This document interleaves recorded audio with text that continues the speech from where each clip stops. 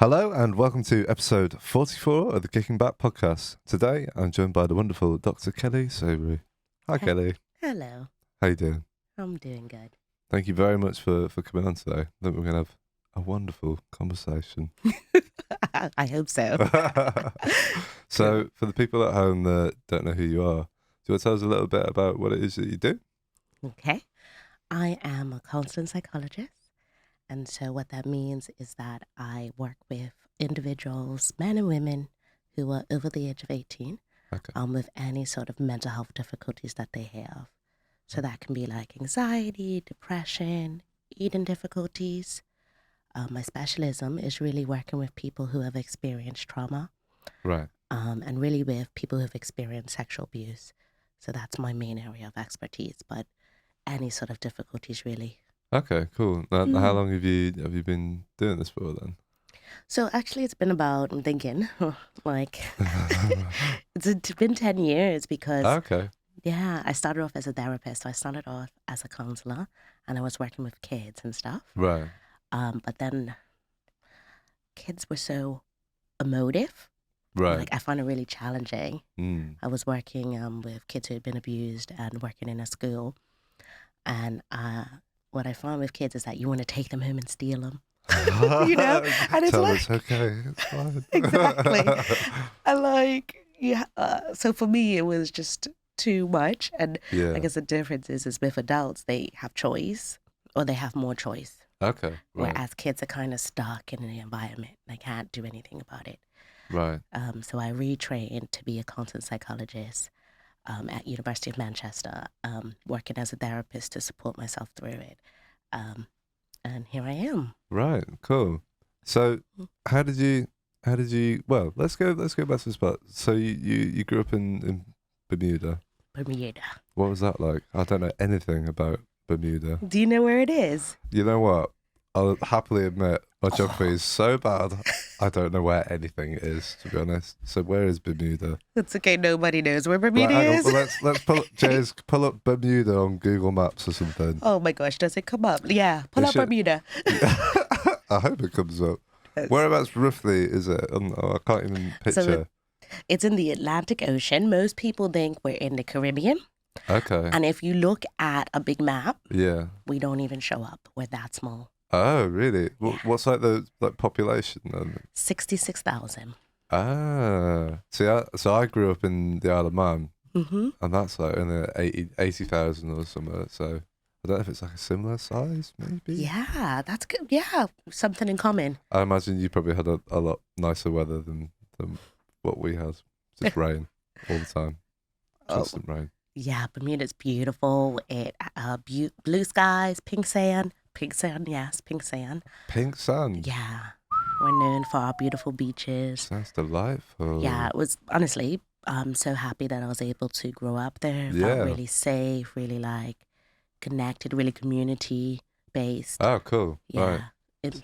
So that's it there. Mm-hmm. Zoom in a little bit, James. I just kind of want to. Right. Oh yeah. It is tiny. I told you. It's tiny. Are there any nice pictures? Oh, it looks delightful from what I can see already. So when did you move away from Bermuda then? Well, how old was I? About 18, 19. So I Okay. went and I lived in Canada for 10 years, 5 years. Oh, nice. Whereabouts in Canada? In Guelph, which was about like 45 minutes from Toronto. It was Yeah. amazing. Nice. So I lived there. Right. And then I went home and I was like, oh, I'm bored. And then I came to the UK. Ah, nice. So you kind of got like a bit of like an American Americanized accent or something. Is that from like English talking in Bermuda, or is that from Canada? Like where's that come from? I think it's a mix. I'm not sure because Bermudians, we are known for our mix of like British and American accent because we're a British territory. Ah, okay, right. So, if you wanted to live in Bermuda, you could apply. You could. If Right. you had a job, it would be quite easy to transition. All of my teachers were British. Like, it's very easy to go back between the UK and Bermuda and live and work Right, okay. as a kind of foreign worker. And then for me, it's easier for me to come to school here and work and live, and just kind of exist. Right. Whereas Okay. in Canada, it would have been really challenging. Yeah, of course. I mean, I spent like a month in Canada. Oh God, it was like 2 years ago or something. It's lovely. Where So did you nice. go? We went round BC and then around Alberta and back. So we basically did like a big loop. You saw the mountains and the snow and the Oh my God. It's on my. I've never been to BC, and it's like my top 5 places. Oh, it's got to be done. It's got to be done. It's so beautiful. I literally didn't. It's like it's funny because obviously from like place to place, it's like you're driving 5 or 6 hours or something, Mm-hmm. but you don't mind because it's so beautiful along the way. It's nice things. Whereas it's very different if you do like a 5 to 6 hour drive in the UK, going down like the M6 or something. You're like, oh. It's true. In Canada, you're like in the outback through the woods. Yeah, exactly. It's got everything. I would love to go back there again. What at was some your point. favorite thing about it? I love the people. Mm-hmm. The people were just so friendly. I know it's like such a stereotype, but they really are like very, very lovely. Even just like you come up out of the subway station or somewhere, and like someone would be like, "Oh, you look lost. Like, do you need help?" Do you know what I mean? Just like nice, I totally know what you mean. nice things, you know. Yeah. Yeah, that and just I think I just loved how dramatic everything was. Just in terms of like we'd go from like up in the mountains, it's super like in snow, like Mhm.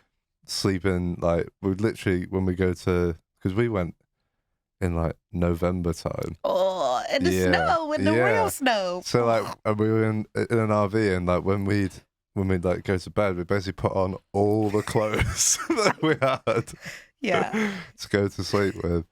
But then we'd come out the mountains and then we'd like just be in like a desert area, and I was just like, this is amazing. It's got everything. I totally know what you mean. Yeah. Especially with the cold, because in Bermuda it doesn't snow. So my first year, I like barely left my room. Couldn't do it. Couldn't do Good it. luck it. Oh, could not do it. Long johns, clothes. They thought I had adjustment difficulties, and I was like, I'm from Bermuda. It's cold. I just can't do it. And then it's so funny. The first year I moved here, Yeah. I was in where was I? I was in Stoke-on-Trent at Kiel, Oh, and it yeah. was like this much snow, Mm. and the whole of UK shut down. Oh no, I British was people can't handle it. They can't handle it. And I was like, I'm from Bermuda. I can do this. You can do this. Leaving out the Canada part. So Yeah. how come you were in Canada? Did you just fancy just going there and checking it out? Or? Well, I went for my undergrad. Oh, And okay. Well, was that studying? it was psychology and Psychology. working child and families studies or something. Okay, cool. Yeah, because in Bermuda we don't have we have one college, but it's really small and kind of limited. So in order to kind of study, sometimes you have to leave. Okay. Yeah, that makes sense. So, how did you go from? Well, what was the journey from? You're in Canada. You're doing your undergrad. What do you do next? What's the next thing that happens? So I did a victory lap, of course, like we all do, because it was great. Didn't want to go. So I stayed an extra year. Nice. And then I went home and I was like, trying to figure out what I wanted to do. I knew I wanted to do counseling, potentially therapy, or writing. And I was kind of like, how can I build a life? Yeah. And I think I was home for 6 months, and I was like, I need to live a bit more. Mm. And so I applied for the Kiel course, and I got a scholarship to go. Oh, nice. Yeah, I was lucky. So that's how I see it. A lot of people helped me to be able to fund it and stuff. So I got the scholarship, and then I left within maybe 8 months. So it was super quick. Okay, right, yeah. And then I came to Stoke-on-Trent in Kiel. Lovely campus, not nice. I mean, okay, people. Okay, let's address this. Sorry. No, I agree with you. As I look in the camera like, I'm sorry. I'm sorry. It's like, there is something about people from Stoke, and I have lots of friends from Stoke. Sorry. And you people are very nice, don't get me wrong, but there is something a bit odd about them. I don't know what it is. Whenever I've spent a lot of time in Stoke, I'm kind of ready to go a few hours later, I'm like, okay, I've had enough now. I'm off. I feel so bad. I'm sorry. I don't know where I should be looking. I'm sorry. But it's okay. Yeah, there's nice people there as well. We can't blanket these people out. That's not very nice. No, and I be met nicer. some lovely friends Of as well. course, yeah. Like, but I think Bermuda is like Canada. Like, you walk in a room, everybody says hello. You Yeah. get on the bus driver says hello. Mm. A woman is standing with her bags, you help her. In Canada, similar sort of culture. Yeah. It's really connected. It's really about giving and yeah. And then I came to Keele and I'd walk in the room and be like, hello. And What's that? Nothing. I'm like, okay. Every time. And then I realized, what do you do? Like, you don't really greet people in the street. Yeah, I think that's just like a British thing, really. I don't know what it is. Just awkward British people that, yeah. Yeah. That's something I have picked up on, like, from being in Canada, was just like, I just do that anyway. Like, if I'm in the shop, I'd ask someone how someone is, and do you know what I mean?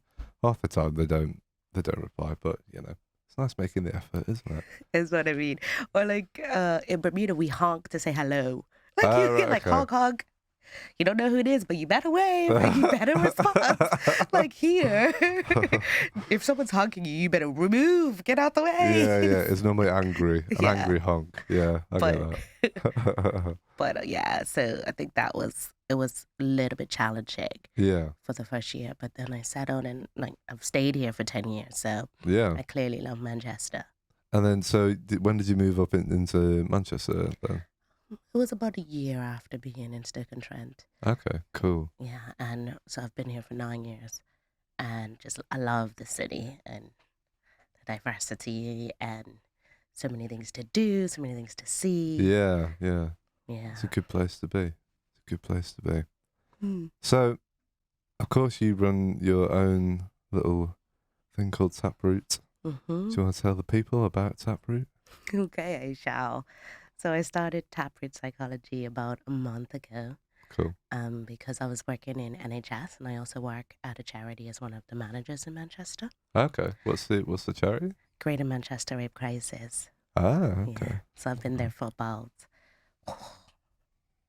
7 years, and I started as a volunteer, and then I kind of stayed on and got paid work, and then became the manager of their student service. Right. And I'm their trainer and their developer. So I go out and I teach people about recognizing trauma, what sexual abuse is, what it might look like. So I've been doing that, like the training part, for about 4 years. Okay. Yeah. And then in NHS, I've been working in secondary care. So it's like people with really complex and enduring mental health difficulties. Okay. But I like the mix. I like NHS and I like the charity work because I feel like different people go to the charity than they go to NHS. I don't know how to describe it. Yeah. That makes sense. Yeah, and the feeling when you go to work, it feels different. And NHS is a bit more formal. Charity is a bit more like my sneakers and jeans. So Okay. I've been doing that for the last couple years. Cool. And then how did the Taproot thing come out of that then?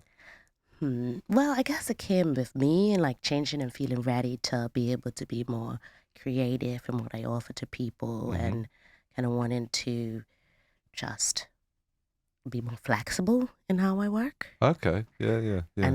And so to do that, I have all these ideas that I wasn't able to do at the charity. I'm not able to do at the NHS. So I decided to go into private practice and like see what happens, really. Cool. Yeah. It's great. I mean, James, could we pull up Kelly's page? Oh, it's not up. Is it up yet? No, the website's not up yet. The website's not up. Well, No? we'll pull up the Instagram. I really like all the little posts and stuff you've been doing. I think it's great to just have little. I follow loads of these like sort of well-being pages and stuff. It is a nice thing to just like, you know, you might be mindlessly scrolling through and you just pick up a nice little message or a little technique or something. I think it's a really healthy and good thing that you're putting out there for people. That's Thank great. you. That's It's a bit great. scary, really scary, but I had Yeah. to like just say, felt ready to do it. Yeah. And hopefully people respond. They seem to be responding well so far. And the website, I'll do a plug, will be up hopefully next week. Fingers crossed. Fingers crossed. So what's the website address for that, Kelly? It'll be at taprootpsychology.com. Cool. And what sort of services are you going to be offering on there then? So, I should say like Taproot. Why did I? Well, yeah, tell us about, why is it called Taproot? Because I'm really into trees and what you can learn from nature and what humans can learn from trees. I know it's weird, but... No, I'm on board with this. Really? Let's talk about the Really? trees for a second. What do you think we can learn from trees, Kelly? I could do like hours on this. We've got time. I'll do like 2 minutes, but like I can do hours on this. So Taproot is about like tapping into your potential, and in order to do that, you have to have strong roots. Okay. And the taproot of some plants is the strongest one. And if you have a strong taproot, you grow. But if a plant doesn't have a strong taproot, then it doesn't really grow in the way it should. Okay. So it's about grounding yourself, stabilizing, finding your roots so that you can find your full potential, basically. Nice. That's a beautiful little metaphor right there. That's lovely. Thank you. So so the taproot thing, what are you looking to do with it? Are there other services that you're going to be offering to people, or what's the goal? Well, the goal is right now I'm starting off kind of small. Yeah. And I offer one-to-one therapy sessions. Cool. And then I also do intensives, which is a little bit different. So, like, if you have a specific difficulty, a specific problem, and you want to have the benefit of long-term therapy in a shorter amount of time, you can book for a week intensive. Okay. And work through within a week, like hopefully as far as we can, the difficulty. Yeah. With certain types of therapy, if you have like a week and every day you're working on something, we will have results by the end. Yeah. Because if you think about it, in traditional therapy, you meet somebody 1 hour per week over 20 weeks. In a weekend or a week, same amount of time. Yeah. But you don't have to suffer. And so I'm all about like, why should you suffer for this extended amount of time when we know, based on research and evidence, that within a week time or a weekend, you will have potentially the same benefits. Okay. That's interesting. You get it? Yeah, because I kind of would have thought it would be like you'd have to like do a session and then you would need time to sort of process it, or I don't know. I mean, I'm very much a layman in these things, but in my head, I'd always thought it would be that's what the reason why they would space it out and stuff. But there is no reason. That's the trick.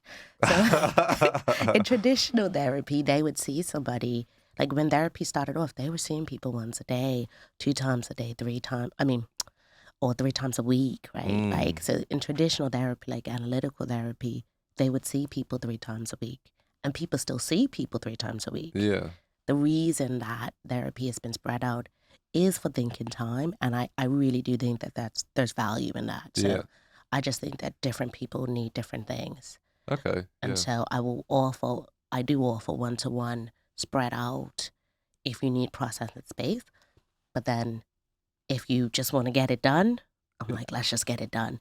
Okay, that's cool. Yeah, because in terms of like NHS services, traditional services in the UK, the reason it's built that way is because of cost and funding. That makes sense. That does make sense. So I'm going to ask you about some of the therapies that you offer, because some of them are absolutely mind-blowing. The first one I want to start with is EMDR therapy. Now, for the people at home that don't know what EMDR is, could you give them a very much a layman's explanation of Okay. how it works? We are laughing because we already know this is going to be hard. So could we pull up EMDR on the screen? Yeah, EMDR James. Association. Yeah, let's have that. EMDR Association. Thank you, James. Yeah, because I started hearing about this a month ago, and I was mind blown. When I heard about it, I was mind blown. When I first went on the training for EMDR, my old place that I worked, my old trust, Yeah. they sent me. So I didn't choose because I've always been a trauma therapy, but I did like talking therapy. And the difference between talking therapy and EMDR is that it's a mind and body therapy. So it's all about the sensations, the feelings, the thoughts, and processing them so that Okay. they get unstuck. And the reason it's so different is because you do really kind of, how can I describe it? Movement. So you do tapping. Mm. So, well, I can't really do it. So you do What am I doing? butterfly tapping like that. Yeah, perfect. Or you do tapping on your legs, left, right, left, right. Right. Okay. Or you do me touching your hands. If you put your hands on the thing. Okay, ready? Yeah. Like that. How does it feel? Yeah. It's quite nice. Or you do the most traditional version, which is the eye movements, which if you just follow your eyes with my hand. Yeah, follow my hand with your eyes. That was not right. So all you got to do is do left to right. Perfect. And just holding your head a bit still. Yep. And just following with your eyes and move. So what EMDR teaches us is that if we do this bilateral stimulation, the eye movements, the tapping, or sometimes we might do drumming. Sometimes we have sound where we do like buzzing noises, which is really cool. Right. If you pair that with thinking about a memory or an image or a thought, what you do is you desensitize your brain to the image or memory, and it gets processed, and so it changes, and you think about it differently. So that is the main. I can see your face. You're gonna ask me something. I just don't understand. That seems crazy. Well, do you know what I mean, though? Yeah, I do. Yeah. Do they know like the direct? I guess they don't know the direct reasons. Like to me, because like obviously, like just I can't see how doing. I don't know.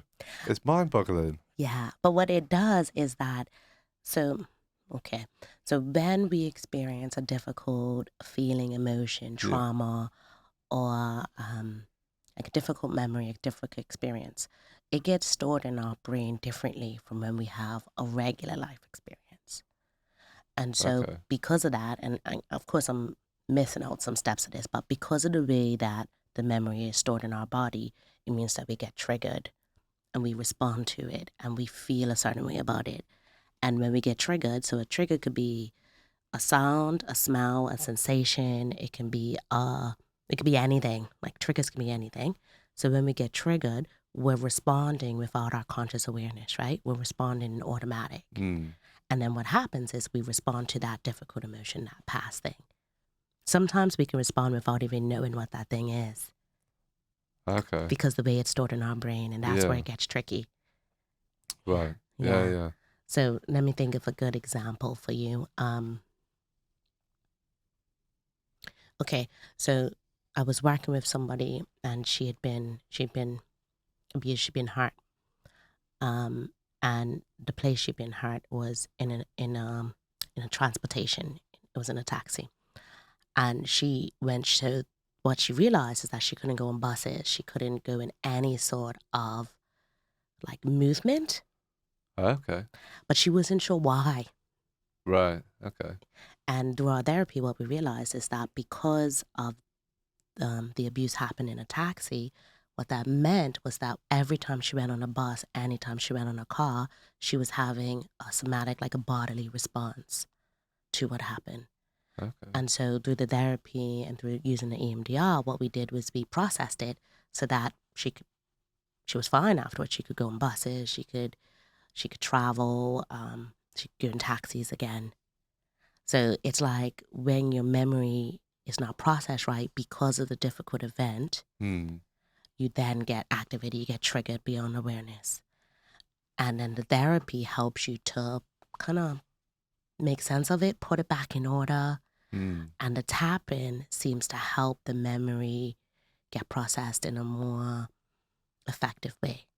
Okay. So it's like you take it off the shelf, you look at it together, you desensitize yourself to the image, to the thoughts, to the feelings, to the sensations, and then it gets stored in your brain in a different way. Okay. Magic. Sometimes it feels that way.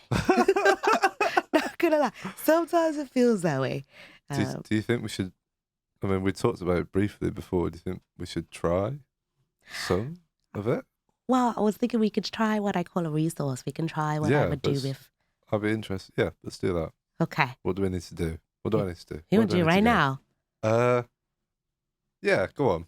Okay. Go on, why not? So let me do a little brief introduction to this before we start. Okay. Do I have your permission on camera to do this?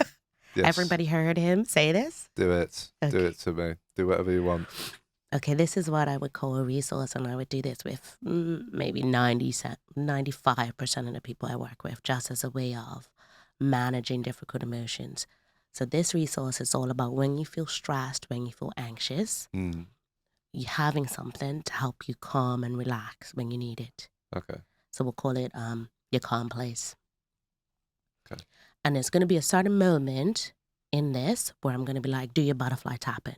So for your butterfly tapping, it's this tapping right here. That one. So you fly in like a butterfly. Oh, the moving before is important. Wow. I don't know. I made that up. I just thought it was you helpful. Could literally, Kelly, you could tell me anything right now and I will do it.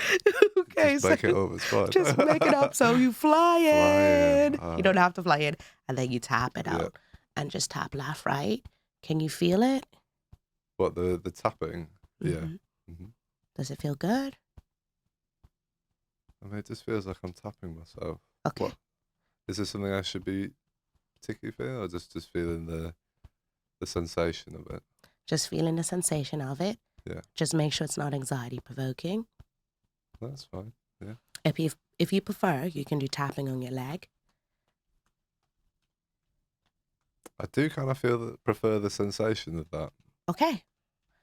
Or if you prefer, and you're okay with me touching your hands, I can tap your hands for you. Let's try it. Okay. Can I move the mic back? Yeah, now? yeah, that's fine. Okay, ready? Yeah.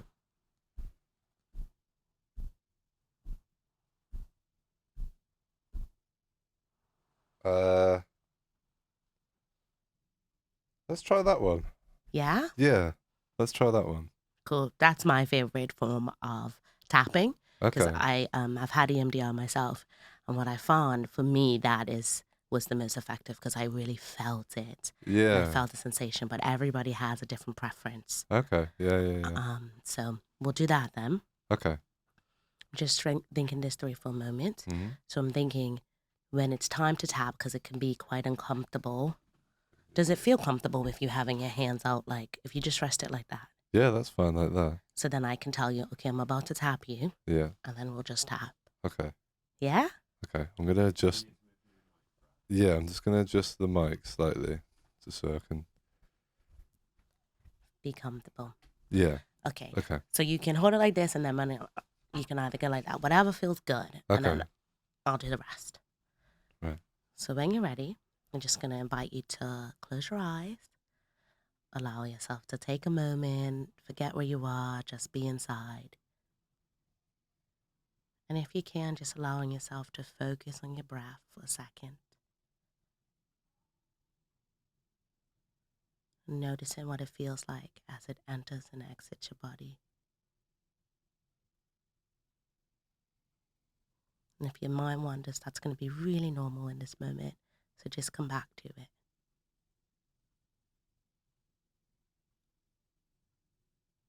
All right, we're going to start. I want you to imagine a place that you feel completely calm. It can be real or imagined. My only rule is that you're completely alone. You can take a pet if you want, but no people.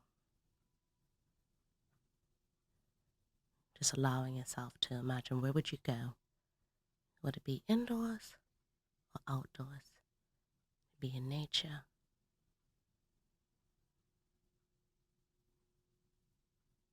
And some people will have a really clear image. Some people have really flicker, so that's really normal as well. So when you're ready, could you just describe to me, what do you see? So I'm in my living room at my parents' house in the Isle of Man. There's the fireplace and the dark red walls, and it's a cold, wet, wintry day outside. But I'm sat inside and the fire's on. Sounds nice. So looking around, you already identified one color. What other colors do you see? There's like the light brown at the floor. There's the dark red rug, and the woods and tables. And then Uh, allowing yourself just to be, imagining what it looks like, reconnecting. Okay. Taking a listen. What can you hear? I can hear the fire crackling and the wind outside the window. Okay. Taking a listen to the wind, allowing yourself to imagine what it would be like. Taking a nice breath in and out when you feel ready. So anything that you can smell.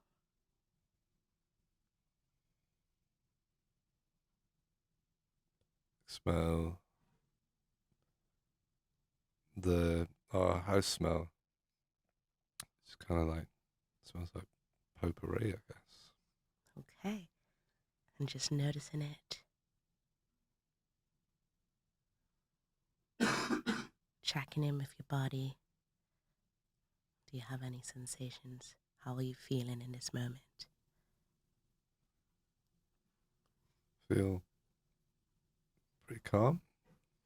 And where do you hold that inside? Was it in your stomach, in your head, in your feet? Kind of sensations kind of behind my eyes. Okay. So I want you to hold the image up. Notice the sensation in your eyes. I'm about to tap you, so just preparing for that as well. So in connection, holding on to the image, noticing the feeling behind your eyes.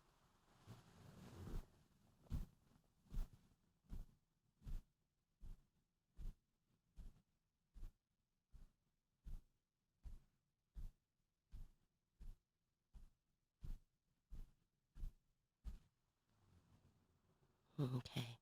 What are you noticing?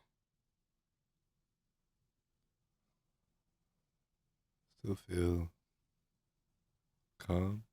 There's kind of like waves of sensation when I felt the tapping sort of behind my eyes. Okay, noticing the waves of sensation. If you had a word or two to describe how you're feeling right now, well, what would they be? Floaty Floaty. and spacious. Spacious.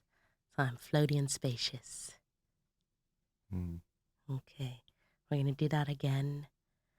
Just notice the sensation. I'm about to tap on you again. You might want to repeat out loud or in your mind. It's up to you. Allowing yourself to take it fully in. I am floaty and spacious. When you're ready.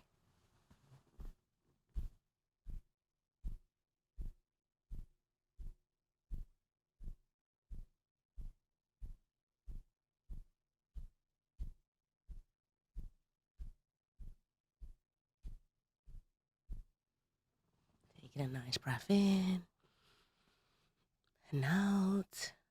Holding on to the image, holding on to the feeling. Really allowing yourself to be in this moment. Okay. Just gonna sit for one more sec. Allowing yourself to hold on to that calm, that floaty, that spaciousness. Bringing it inside. When you're ready, slowly letting the image go, saying goodbye. knowing you can go back to it whenever you want. It's always going to be there, right behind your eyes. And when you're ready, taking a final breath and coming back.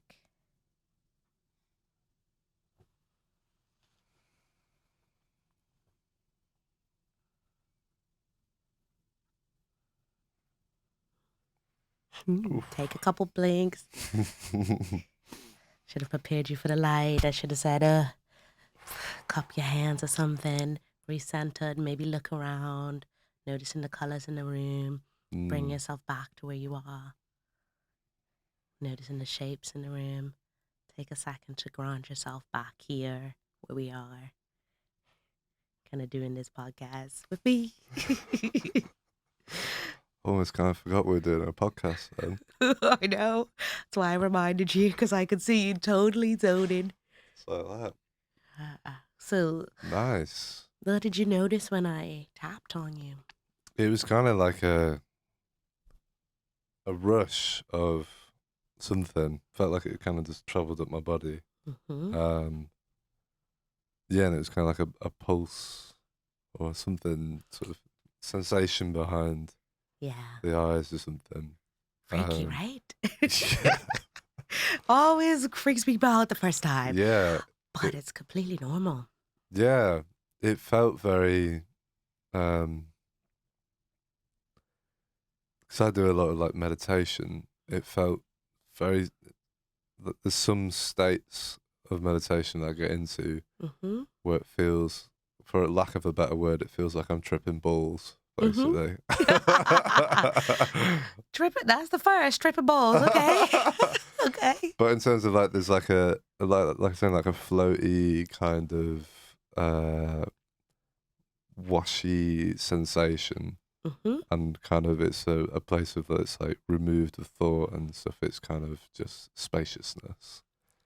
It felt like very similar to that kind of place. Do you know what I mean? Because when you were tapping, it was like almost bringing me back into that area, that kind of place of just the picturing thing really helped actually. So it was like holding me too stable, because we don't want you to leave too much. Yeah. We want you to stay anchored. We want you to be in your body. But the tapping allows it to process it and deepen it and increases the affect. Okay. And so next time you try to kind of do the image or you practice it or you meditate, it'll be more vivid and stronger and it'll come to you faster and take you less time to calm down. So it kind of really embeds it in your nervous system. And that's the key. So the tapping taps into your nervous system so that you become, how can I describe it? More connected in it, more regulated, and it deepens that pathway in your nervous system so that next time you go, it's already established and it becomes faster and faster and faster. Okay. But so that's going into the science. So it's like having like a physical sensation, association with the mental thing. Yeah, but it's all about the tapping. So it's something you do by yourself or you do with others, or, so you can do the butterfly tapping on your legs, on your chest. Some people do it on their arms, and you will get a similar sort of feeling. And what I'll say is that, like, if you want to try it again, you tap for as long as it feels good. And then you stop. So it's hard because I don't know you enough to know how many I should do. And that would be, like, if I was working with someone, we would find a rhythm where we know. And then I'm always watching your face, your body, to kind of try to learn it and understand it, and so I can teach you. So you were about, like, I would say 15 to 18, and then I did 2 more to make sure. So I did around 20. Interesting. Where I saw your face kind of, and I knew if I kept going, you would leave. So then I stopped. So it's about finding out what your beat will be, and it'll change in different circumstances. But for as long as it feels good, you tap, and then you stop, and then you take a breath, and then it's usually enough. Okay. Yeah. And is this, so I guess this is something that someone could introduce into like a daily routine, or if they're feeling stressed, or is it as a grounding technique to bring them sort of back down? Yeah, I would like so this is one of like the first like skills that I would use with someone to teach them to Okay. manage stress and anxiety on a day to day. And I'll say like, go in your bathroom, sit on your couch. It takes 5 minutes, but it's gonna make such a big difference because it's allowing you to reconnect and find that calm. Yeah. Do you know what you like? It's like, when you're stressed, Yeah. like you can't relax. Yes. I know that feeling I know very that. well. Like this morning, I was like, oh my gosh, cameras. Like, and you're like, okay. So it's hard to access the positive emotions and the ability to relax. But what that does is it allows you to reconnect so that you're more grounded to go on your day to day, right? Because you're taking a moment, you're using your breath. So we started with breath, which calms you. Yeah. Breath is always with you. And then you're using your image to bring up a positive memory of relaxation. And that allows you to then tap into the feeling that you want to get. Okay. And then you carry it with you. Right. Does that make sense? It does make sense. And it seems so simple. It is, yeah. That's why it's beautiful. Yeah, exactly. It's great. I really enjoyed that. Cool. I think we'll have a bit of music Mm-hmm. and then we'll come back and talk some more about these little things because I think they're fascinating. Cool. Great. I'm going to have another cup of tea because I feel amazing right now. You need to come back to yourself. Yeah. That was great. I really enjoyed that. We're going to have some music now from our musical guest today, Rachel Jean Harris, who's someone I've worked with quite a few times. She's a very, very, very talented lady, and I hope that you enjoy her music. And we'll be back in about 10-15 minutes for some more chat with Dr. Kelly over here. Thanks. So we'll see you after the music. I hope you enjoy. See you soon. Hello, my name is Rachel Jean Harris. I'm here to play a few songs of my own. I'm joined by Jamie Brewster on bass and guitar. I'm going to play a few songs that touch on some kind of different mental health concerns that I've experienced of my own. And this first song is called The Waves, and it's about feeling overwhelmed.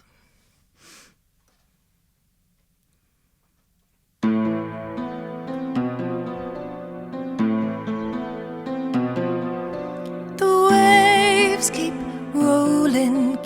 rolling in, and I'm only so high. The waves keep rolling in, and I'm only so high. Can we talk about the simple things we need?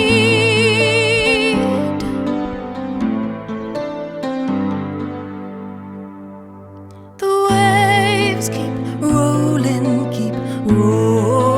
in, and I'm only so high.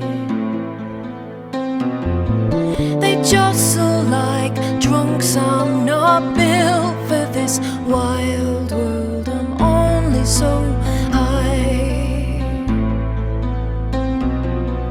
Can we talk about the simple things we need?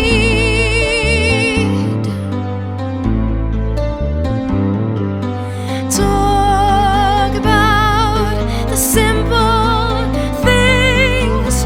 Why are you taking me so far from the shore? I can't make out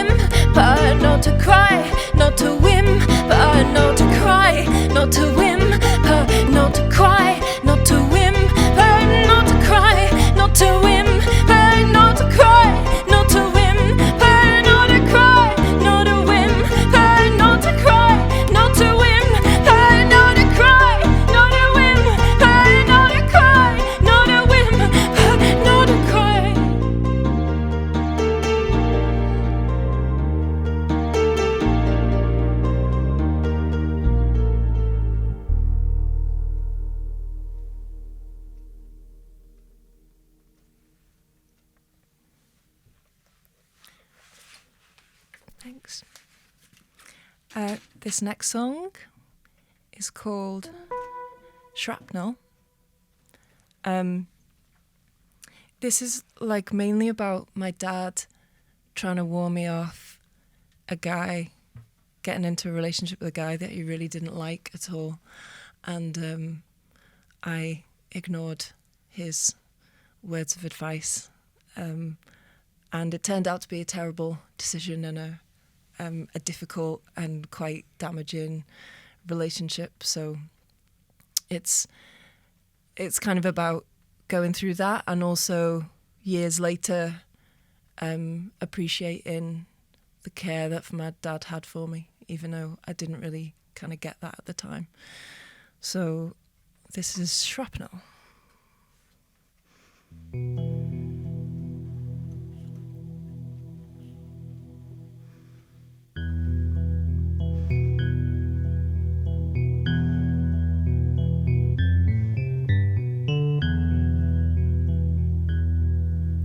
The hawk is hovering,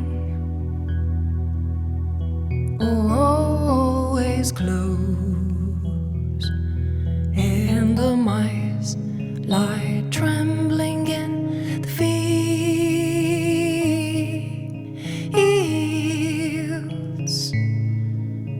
small and quiet and disappearing.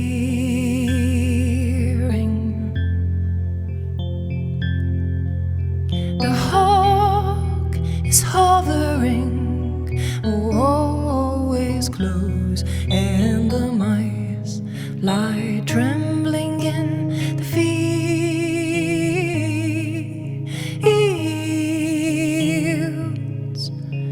Searchlights shine, and I hear my father calling.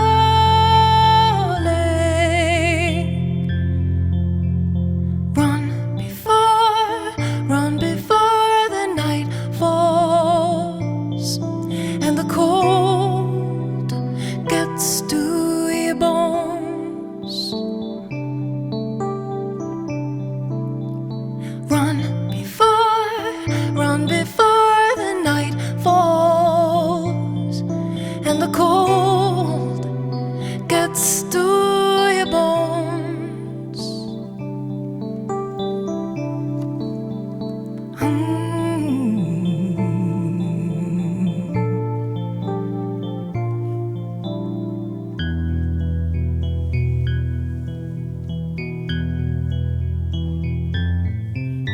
He hides from the light when the morning comes, and he twists my words. Hear my cry ricochet down the street, oh, like shrapnel.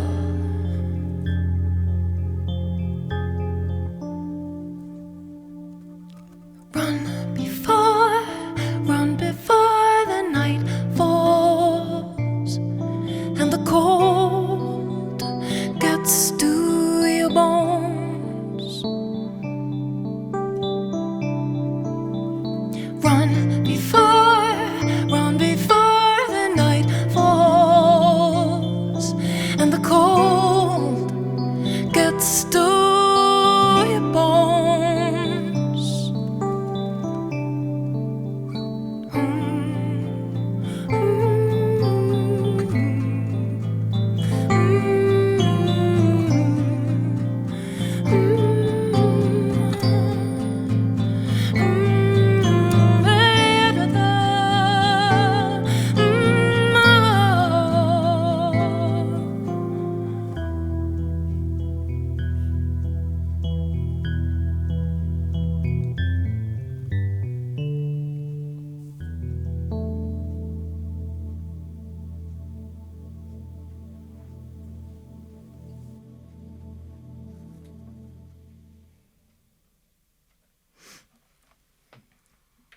Cool. We're going to do one more song, and it's called Feel Fine. This song is about making decisions that are good for yourself without being afraid of that. And initially I saw a news article about some nuns who had sold off their convent and gone off in search of a more ostentatious lifestyle, and I thought it was a really funny story, but also like chimed in with some of the feelings that I had about the courage that I needed to make the right decisions for my own life. And so it kind of ties in with some memories I've had as well, and personal experience. So this is called Feel Fine.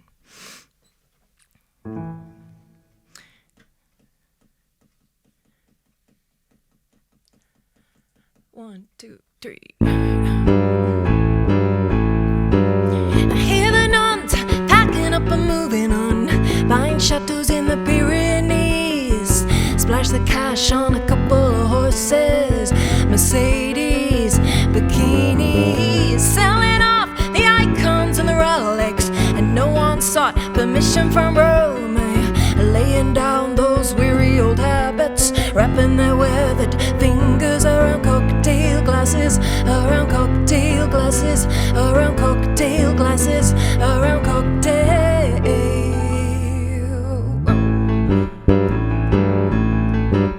I saw a boy in Tiananmen Square.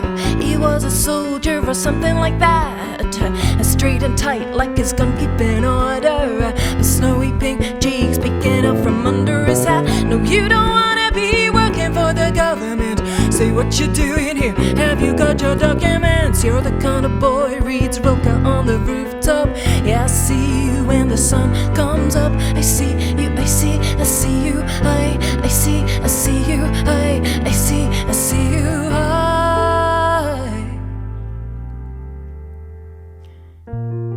You wanna feel fine,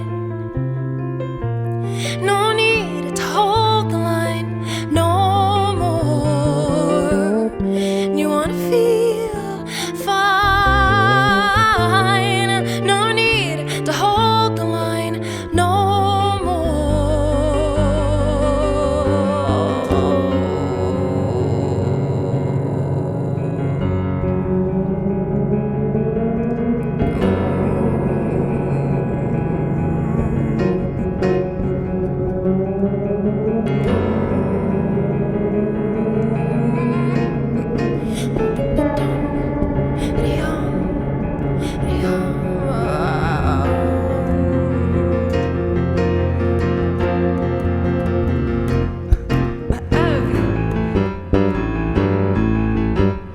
I've decided, babe, it's unanimous. I'm gonna get me the hell out of here. Make a fresh name as a flamenco dancer. Stir the darkness down, just think how good it'd feel to let the sails of the mind unfurl. Get a little ravenous, maybe get my red dress on. Howl like a wolf in the silver light. Moan like a bear as the river crashes wild and bright. River crashes bright, river crashes wild and bright. River crashes wild and bright.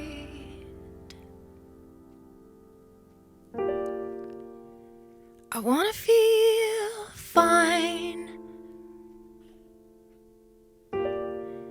no need to hold the line no more.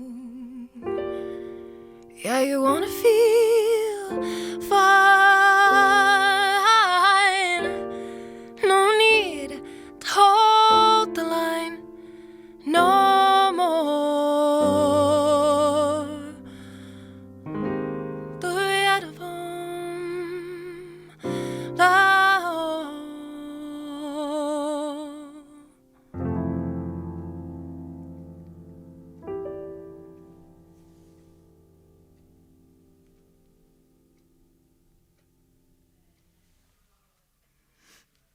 Thanks, hope you enjoyed the tunes. Thanks. And where can people find stuff online, Rachel? So you can find me at racheljeanharris.com, or on Instagram or Twitter or Facebook.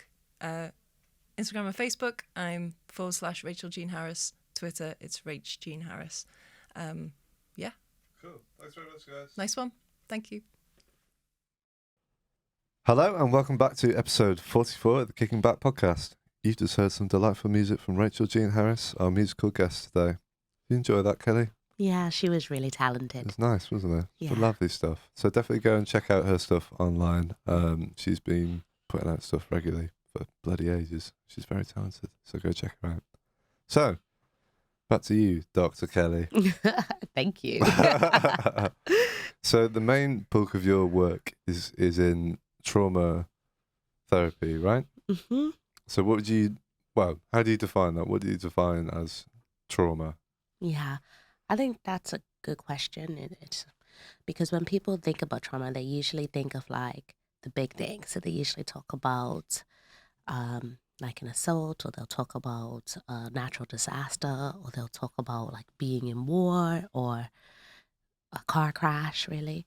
Right. But really, trauma can be any sort of adverse life experience that we've had. So, when it can be like a traumatic loss, it could be being bullied at school, it can be like repeatedly being neglected or dismissed by your parents. So, when I think about trauma, it's any sort of difficult event that is stuck with a person, because what makes something traumatic is not actually the event itself, but it's how a person responds to it and how a person makes sense to it. Okay. Yeah. Okay, cool. Hmm. And I guess sort of linking back with who our audience really are, and a lot of them, they're like creatives, musicians, performers, that sort of thing. I guess a lot of that is, there's lots of stage anxiety, performance anxiety around social media pressure, all that sort of thing. Hmm. Are there any sort of tips or things that you pick up on trauma, like common things that you notice that would, I guess I'm wanting to kind of normalize some common issues and come up with solutions for people in day-to-day life that they can do to help them? Okay. Yeah, I think it's important to kind of know that when we think about like everyday stress, performance anxiety, and then we think about like a traumatic experience and a response, it's kind of on a continuum, right? So when we think about stress responses, when we think about trauma responses, we're actually talking about the same thing. Okay. But the difference is that when you're in trauma, when you're stuck, your body doesn't then reset. So it stays anxious all the time. Whereas if you have an anxiety difficulty or it's about a performance, it's linked to that performance. Okay. Whereas a person in trauma, it becomes more generalized about different things. So your body is still like responding and activated in the moment. Okay. But the responses, like the way people might feel or think about an anxiety or trauma, would be quite similar. And so maybe we should try one if you feel like it. You've been really brave today. Yeah, honestly, I'm your little experimental monkey. I'll do it. Okay, so let me think. So one of the things for anxiety that can be really helpful is if you start to get kind of overly activated and you're one of the people who you notice you start to leave your body, so you start to shut down or disconnect, is to bring yourself back to the present. Okay. And I started to do that with you at the end of the last activity where I was like, can you look around the room? Can you ground yourself with objects in the room? So can you identify colors? Can you look at shapes? Can you listen to sound? Can you look at this glass and describe it? So it's about when you feel activated and you notice yourself leaving, bringing yourself back to the present by using everyday objects or wherever you are. Okay. So for example, as you look around, could you describe to me 3 shapes that you see? So rectangular baffles, square lights, the sort of circular lamp over there. Mm-hmm. Could you identify 2 colors that you see? Maroon and that sort of mustard yellow on the lamp. And then could you touch one thing?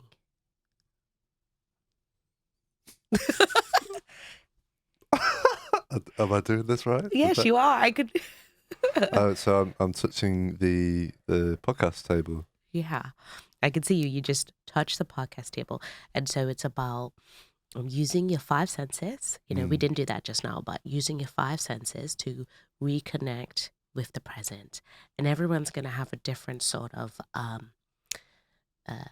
sense, I should say, like a sound, a texture, a smell, a taste that works best for them. Okay. And allowing yourself to know what your body needs to soothe and ground and bring yourself back. So, for example, like smell is a really good one, right? Because it goes to your memory and it's your strongest sense. So if you're noticing you're getting really anxious and you need to self-soothe, what you might want to do is take something with you that smells like a good memory. Ah, okay. Like baked bread. Just carry around a loaf of bread with you. Yeah. Yeah, Or that's like great. really good. Or nice perfume. Okay. Like, for example, I had one person, I was working with a guy and he was getting really stressed at work. But whenever he used to smell his wife's perfume, it would just automatically help him to feel safer and calmer. So what he asked her to do was then have a piece of her clothing and he would take it. And when he was getting anxious, he would just smell the perfume, take a breath, calm himself, soothe himself, and then be able to continue with his day. Oh, interesting. Yeah. So it all comes back. I mean, all this stuff that you described to me, it seems like it always it's a bringing back to the present, the connecting with the moment again and getting out of your head. Is that, am I right in saying that? Yeah, because it's like when you get anxious in particular, it's usually like racing thoughts. It's usually a memory. It's usually either a future worry or a past memory that's stuck. Okay. Like a future worry of what if or judgment or something. Or a past memory of this is what happened last time. What if it happens again? Right. Okay. Yeah. Yeah. And then what happens is then your body responds as if it's happening again. Your body responds in anxiety responses. It might become overstressed and have racing thoughts, memories, heartbeat racing. I know we all have that. Or it might, what they call undershoot, and you might shut down and become disconnected, frozen, and paralyzed with fear. Okay. So what we want to do is get you to that middle ground where you're able to think and feel and be at the same time. Right. So far, I've taught you about like when you're anxious, how you use breath and you use objects to ground yourself. And then the other thing you could do is if you're shut down and you're disconnected and you're like feel more depressed and kind of low, you do something to bring movement and to bring energy. Okay. So you might do marching. We can't march, but Okay. seriously, Literally just like marching. just okay. You march and you march and you. And what's that meant to do then? What is that what's that bringing across for you then? Yeah, you had it. Invigorating your body. Okay. And increasing your heart rate and increasing your adrenaline so that you don't shut down anymore. So these are like really simple but really effective, which is why I use them. Okay. Do you know why they're taught so just to march? No. Oh, you're like, no. No, I don't know. Because when you march, when they go to war, they are basically facing a fear, right? Yeah. They are facing the scariest thing on this planet, which is death, right? Mm-hmm. So in order to override the fear system, they taught soldiers to march into their death. So marching prevents you from shutting down. Oh. They put you in lines, they get you moving, and then they send you off. That's crazy. Yeah. So what does that tell us? If you have fear, if you have a performance anxiety, march to the performance.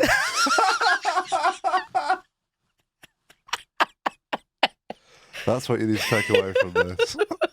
March to your gigs, people. You'll be fine. Or move when you gig. Right. Okay, or Yeah. move when you're there. Like, so if you're doing something and you notice you're starting to shut down, you need to move. You need to get the adrenaline out. Yeah. If you stay stagnant, if you stay still, you're gonna be going.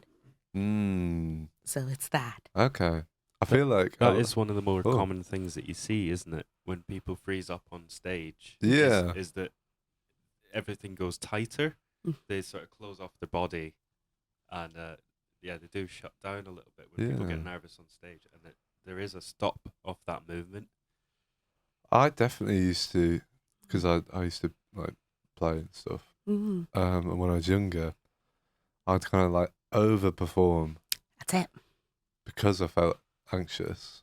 But then, like, sort of after 10, 15 minutes, I feel like it was, like an infectious energy. Like, I Mhm. felt better, and then it kind of informed everyone else, and they kind of felt more relaxed from it as well. That's what it is, right? Yeah, yeah. So it's what you were doing is you were overriding your shutdown in your body. Mm. So instead of shutting down from the fear, you were fighting. You went into fight mode. You went into movement, Yeah, and then it catches.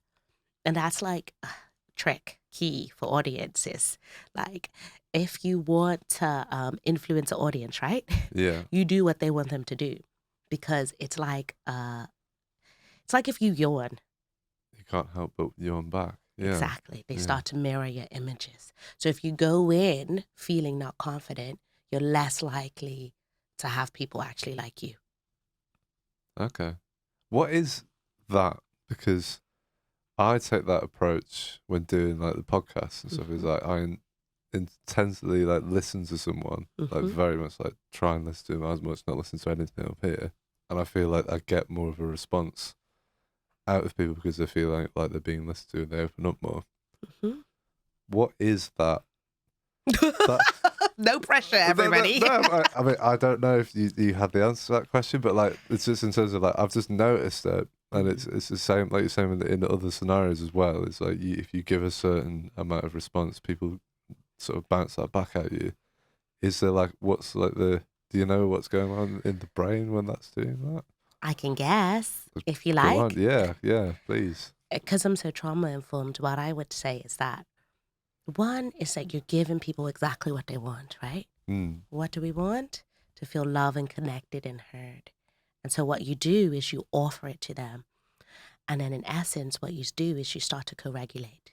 So co-regulation is when you regulate emotions together.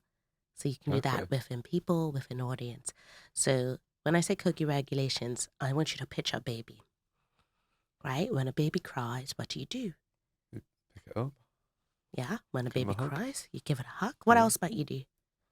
So there, it's all right. Hmm. If that doesn't work, what you're going to do next? Give it to someone else. Okay. No one else is around. What are you going to do? Maybe like, you kind of do the bounce thing maybe Mhm. and like sort of sing to them or something or Yeah, you're going to Yeah. check its pamper, make sure oh yeah, you make can sure there's feed nothing. it. Yeah, as you can tell, I'd be terrible with a child. Maybe just a little. But you would do the main things, right? Yeah. And yeah. what you're doing is you're teaching them to co-regulate. You're Okay. teaching them to soothe themselves, right? You're bouncing them, you're rocking them, you're Mm. looking at them, you're giving them attention. That's exactly what you're doing right now. You're co-regulating, right? Mm. You're looking at me, you're calm, you seem settled.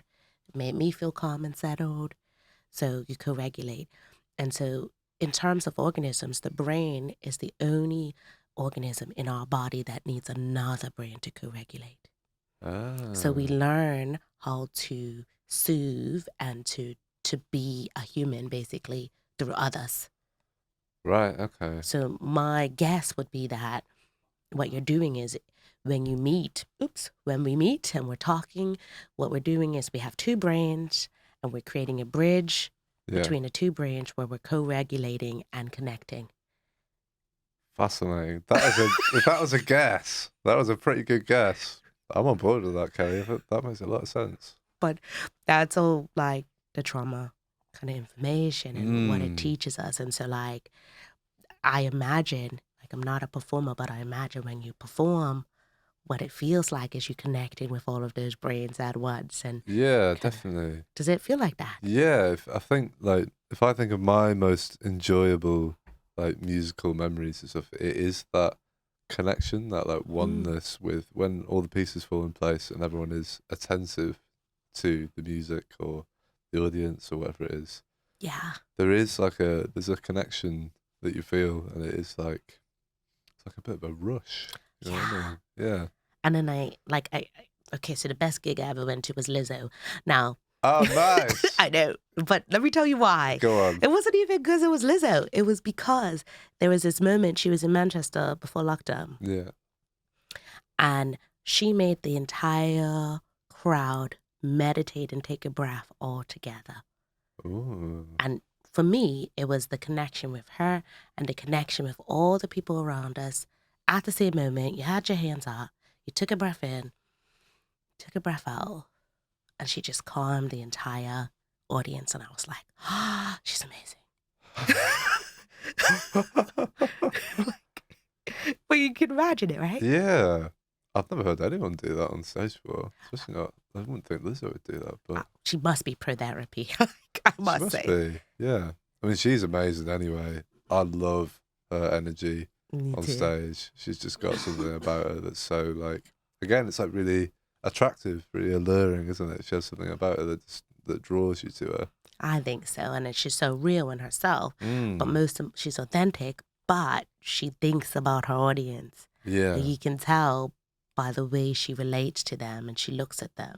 Mm. And so even if she probably undoubtedly has anxiety about performing because nobody Can't have any. exactly, that just Yeah. is not realistic. No. So if you say that, you're lying.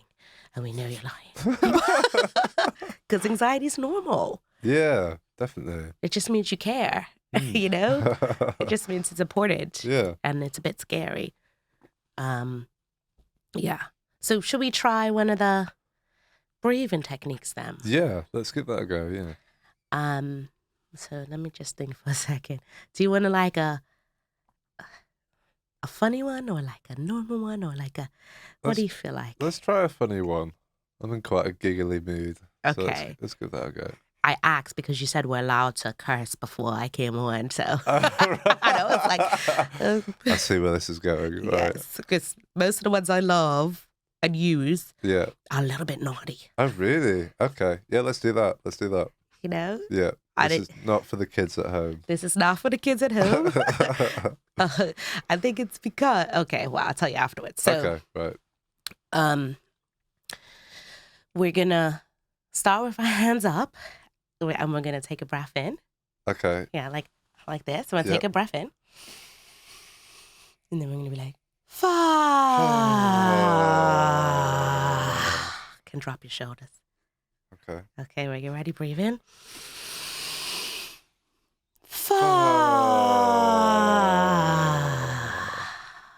Can really drop in, relax, take a moment to settle. One more time, breathe in.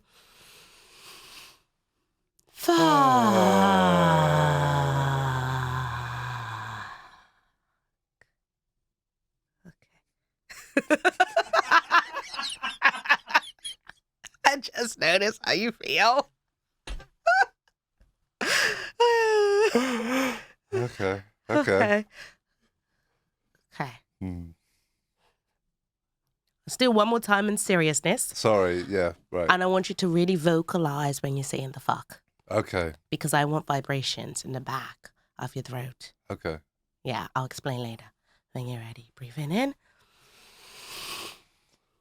Fuck.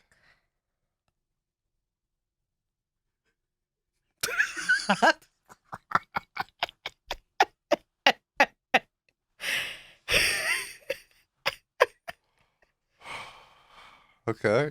But on a serious note, how do you feel? I feel good. I feel I feel giggly, definitely. Did you feel the vibration on the back of your throat? As it was as we were coming down and feeling it come out there, it was a nice sensation, sort of like here. Yeah. Yeah. Yeah. So the reason I'm pointing that out is because, The sensation, the vibration, the humming. So some people do humming, some people use other sounds. Mm. They allow you to really tap into your soothing system. So it's a part of your nervous system that allows you to relax.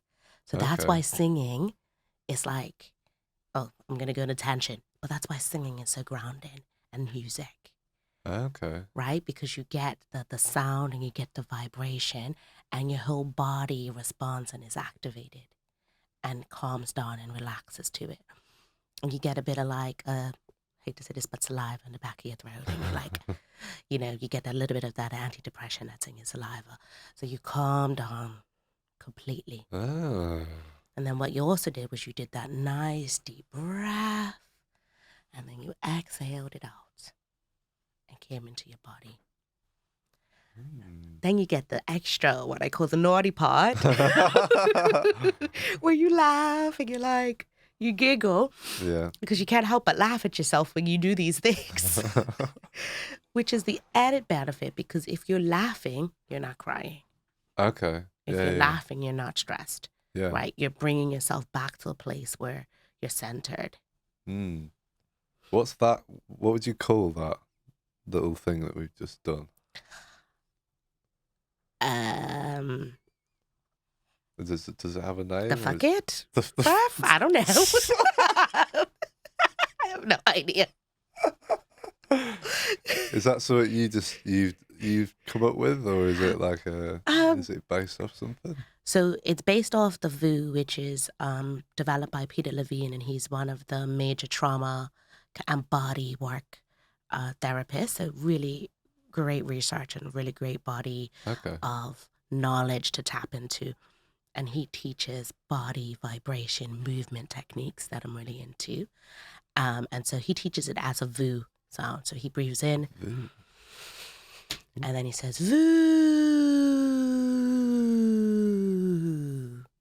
And the VU, again, like the fuck, has the vibration. Okay. And it's about that deep centering connection. What's he called? Dr. Peter Levine, Peter like Levine. really great. I love his work. I'll have a look at that.